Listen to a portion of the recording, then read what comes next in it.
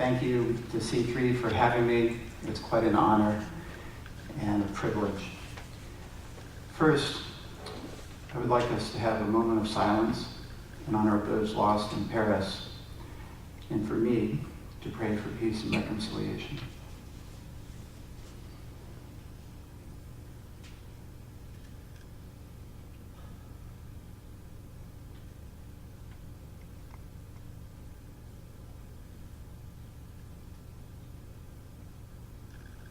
Thank you.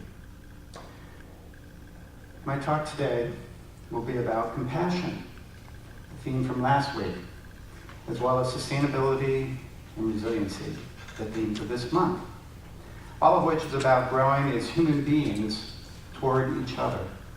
Another observation will be that we are each fully capable of making a difference in the lives of our communities. I will illustrate these concepts through stories of hope about gang elimination, energy use, and our purchasing power. First, a little bit about me. Many of you know Karen.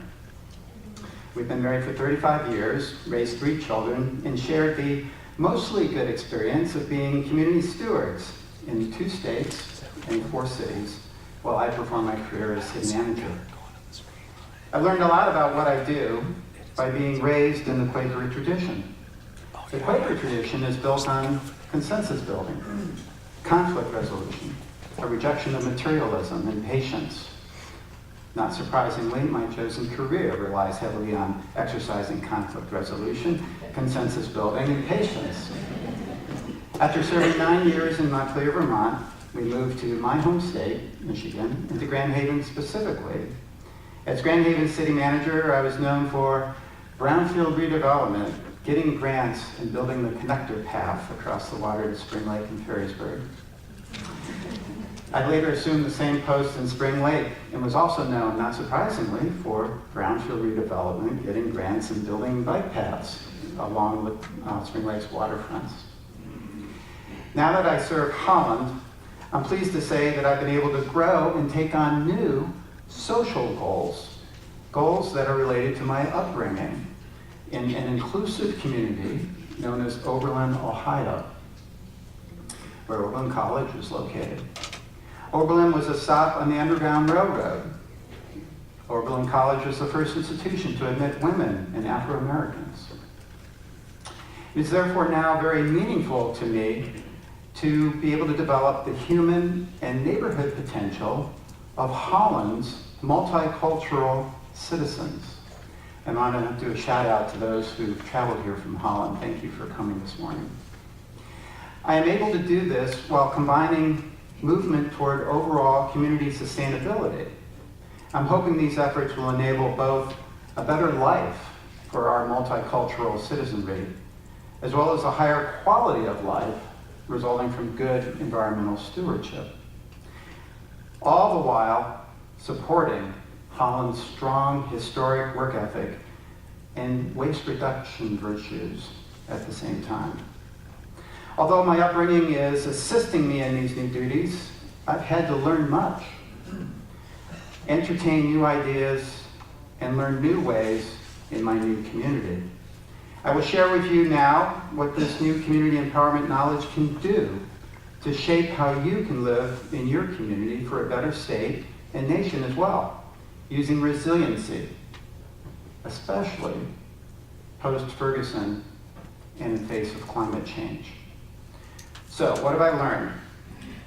I learned that the drug trade and gangs are at the root of urban crime that then spawns many other social problems. Everyone knows that Holland's award-winning downtown beats all the nearby mall competition.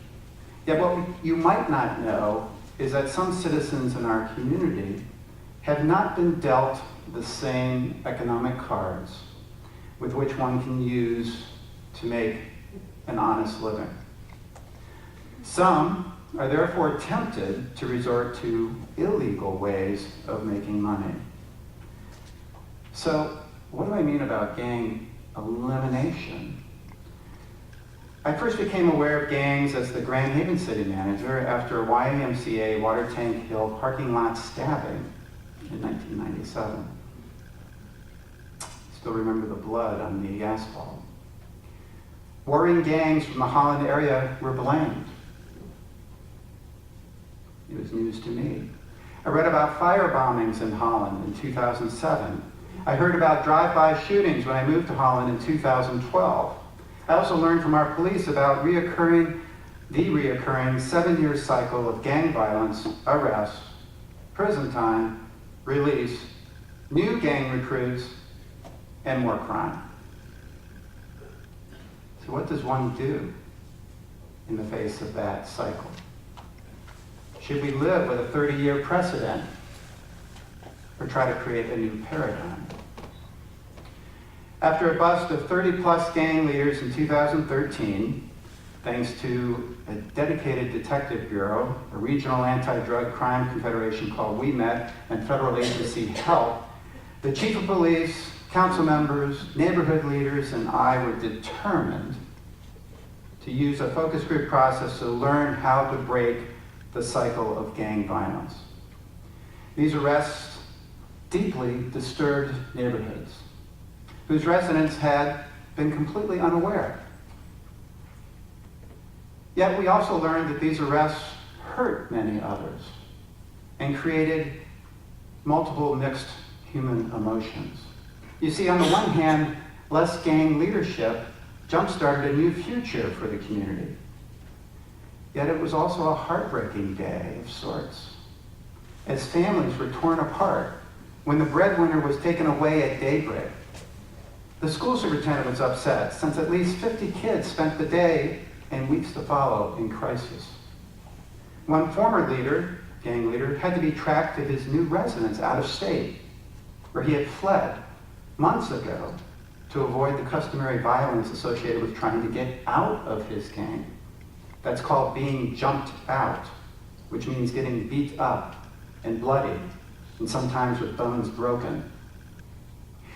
Yet since the prior crimes he had committed had to be owned up to, he is now in jail for the long term. My point is that victims of gangs include their friends, their neighbors, their children, and of course their families, as well as the individuals themselves, and this damage lasts for decades. So Police Chief Messer and I began wondering if there could be a different way. Why are 15-year-old youth so sought out by gangs, for example?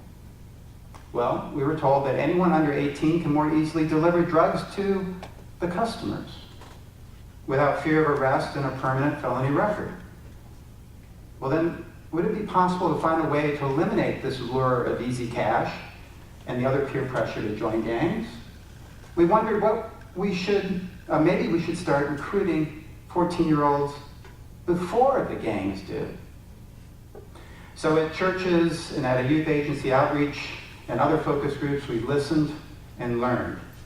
We found two things are needed to break this multi-generational cycle: jobs and mentorships. Yet, still, when Willie Watts of Escape Ministries and Dave Hoekstra, a caring council member, came to me determined that the city should create summer jobs for 14-year-olds, I immediately thought of a list of reasons why it was impossible. I'm anti-big government programs. The economy was bad. There's insurance problems, liability issues, labor laws, youth immaturity, lack of funding, etc. And I spoke those words.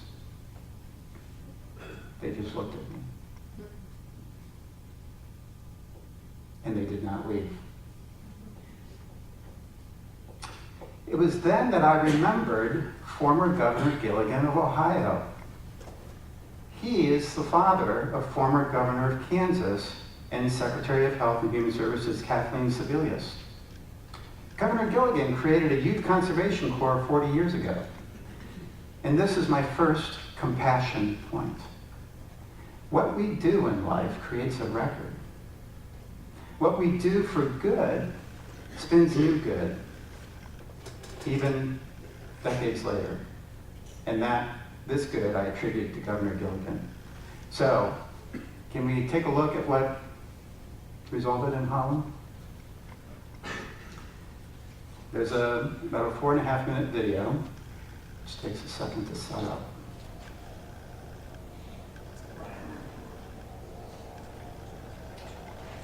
Okay.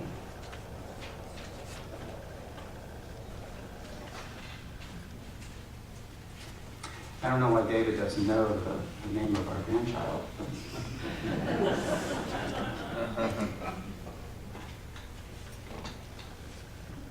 Who's the daddy?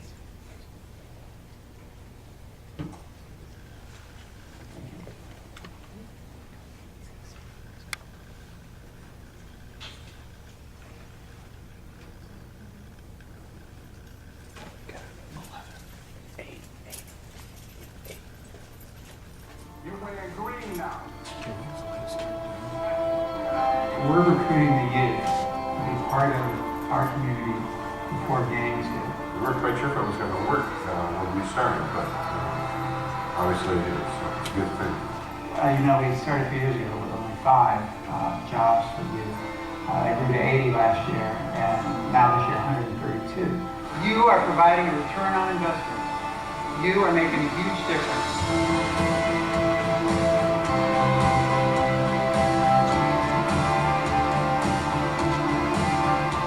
I warned the city that when this takes off, it's going to take off. And we had over 300 kids apply for only 130 jobs. So that tells us that this program is needed in this community. Walters Gardens saw that need. Jumping in at the chance to invest in Holland's youth, they hired 3 teams for the 10 weeks. I have a little special place for these kids because I started here when I was 14 doing this exact same thing. Immediately, staff at the Gardens took notice of the team's hard work. They had only one issue. I wish I could be here more. Yeah, that's part of the problem. 4 hours a day, 3 days a week is great. I'd love to extend that 5 days a week and throw an extra hour in there. Other work sites saw similar results. Hayworth was so pleased they extended from just 5 weeks to the full 10 weeks. Every employer who's tried it wants to then build it into their future. The Critter Barn founder, Mary Rotschafer, had projects piling up, but thanks to the Holland Youth Connections, she knows her visitors are getting the best experience possible. They pace themselves, they get things accomplished. I'm running out of things to do. You know how wonderful that is? They were focused, they were organized, they got after their job quickly, and it gave a great value back to us. So we decided to call them back again for this year. Not only are employers seeing a return on investment, but the youth are learning important life skills while at their work sites. It's been good, and it's been a good learning opportunity too. I think I'm a lot better worker. I'm not easy to give up like I would have. I was at Myers and just shopping, and a woman walked up to me and she hugged me and she started crying. And I said, hello, what? She said, you don't know me, but my son is in the Holland Youth program, and he is different. He is helping me out. He's not arguing with me. He's paying attention to what I'm saying. He's telling me things that he wants to do and things he wants. College now, and I was like blown away. I was like, wow, and she's crying, full-blown crying. While some students have joined the program to gain work experience, others have taken this chance to help out their parents with the money they are earning. Some of these kids' parents really struggle to provide for their kids. I pay bills, so some of them went to the internet bill, cable bill, and I spent some money on clothes that I need. A lot of our kids was actually providing food, paying for a bill in the house or 2, and actually going to be able to buy their own school clothes to save mom some money or dad some money. Businesses investing in Holland Youth Connections can feel proud knowing they are not only providing youth an opportunity to earn an income, but are helping to shape the future of the workforce. My hope is, we cross our fingers and hope we get a couple kids that want to come back here permanently, full-time. I never really had a lot of opportunities for jobs, so I was like, maybe this can give me opportunities afterwards. A lot of our employers hired somebody to come back and work for them. That's the payback on that. You're now investing in the lives of the youth in this community. Holland Youth Connections has expanded every year. The waitlist is growing, with students eager to connect in their community. This program works, but not without your investment.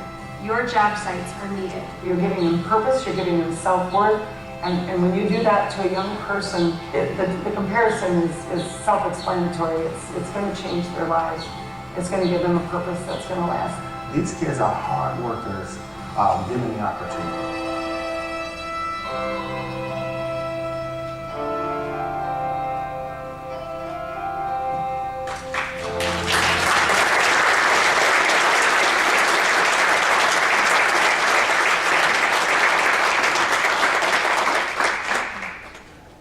Well, thank you.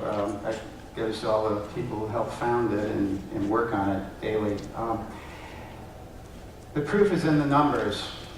Overall crime is down 8% since we started. Juvenile crime is down 45% since we started. Yet the benefits of these changes run even deeper. When we honored our first ever youth for hard work, one of our first ever youth, it turned out that the youth's father had been one of the leaders arrested and was going to jail for 9 years. Before being convicted and leaving for jail, he sought out Willie Watts and he said, "I wish there had been similar opportunities for me." So here's the second compassion point.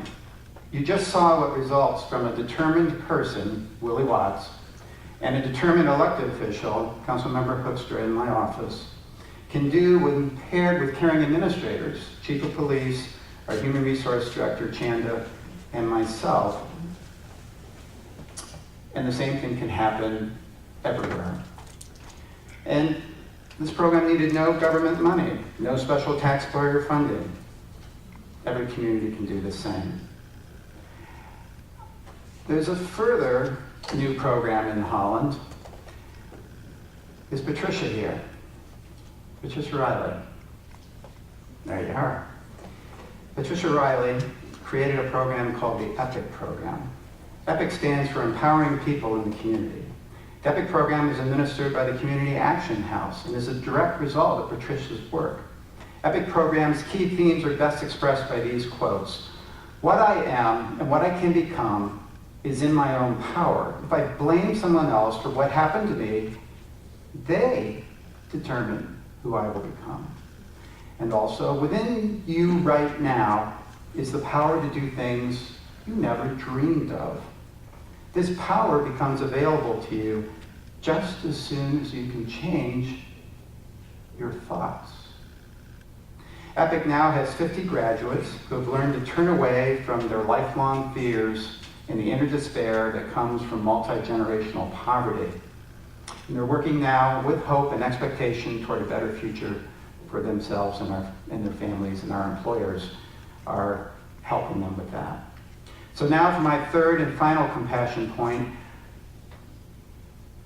Look what happens when these things are not worked on, when the right things don't happen, when people are not compassionate.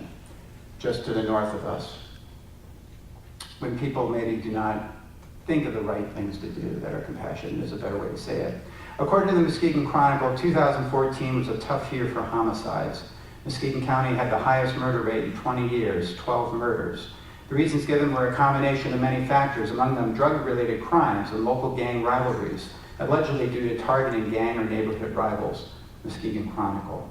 These statistics represent the flip side of not fully exercising a community's capacity for compassion and the creativity that can produce more compassion. I know that many of you are volunteering north of here in Muskegon Heights and elsewhere, and you're trying to make a difference. I'm hoping that this presentation will be useful to you. Let me know if I can be useful to others.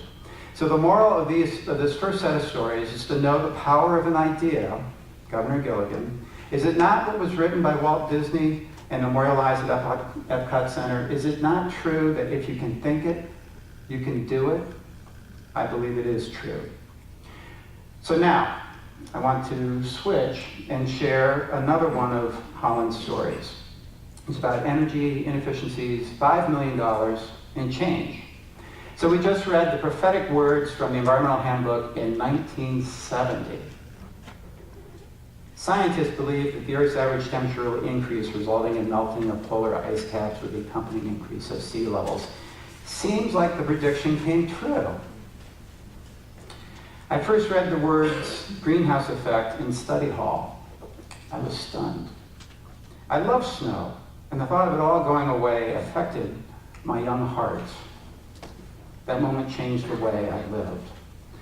According to National Geographic's climate issue this month, the global average temperature in May 2015 was the highest on record. In India, some 2,200 people perished during a 10-day heat wave. Torrential hurricanes, devastating droughts, crippling ice storms, raging heat waves are being experienced. Among the most vulnerable are communities in exposed coastal regions. So with this in mind, what does a community do, in this case Holland, about a 75-year-old, nearly out of compliance, coal-burning power plant? Many of you know that burning coal is an unsustainable and inefficient way to produce energy. So after extensive community conflict and lawsuits and a citizens group and more, Holland resisted the status quo, and the citizens group questioned coal at every turn. We debated this question for 20 years.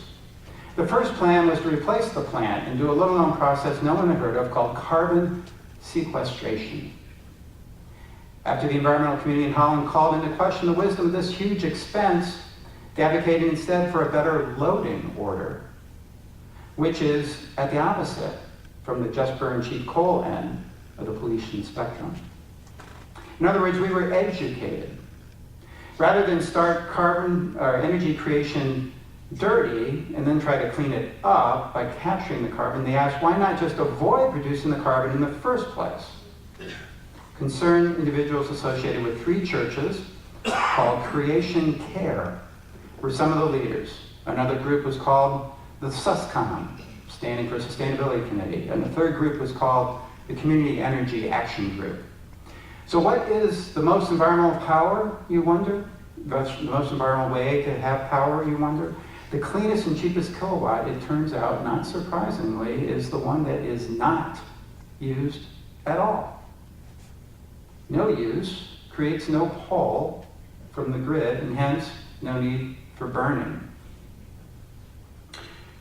Yet some leadership continued to pursue coal on a collision course with other leaders on the city council and the churches and these internal external policy advocating bodies I mentioned. Yet with more time, key thoughtful leaders listened and finally took a different tact. This is my first sustainability point. Education and organization trumps all else in the end. You know, I still remember when Lake Erie was unswimmable. The Cuyahoga River caught fire, and the skies were always red north of my town from the steel mills in Lorain. None of those things exist anymore, thanks to education and organization. So $175 million in new cleaner energy investment later, Holland is switching to other power sources for a 50% improvement in our collective carbon footprint via natural gas, wind, and conservation. We now get 1/3 of our capacity via wind farm contracts. It is so wonderful in my lifetime to now enjoy both the technology to drive a hybrid car that I can plug into my regular wall outlet and just pay a little more for renewable wind energy. We essentially drive carbon-free on pure Michigan wind.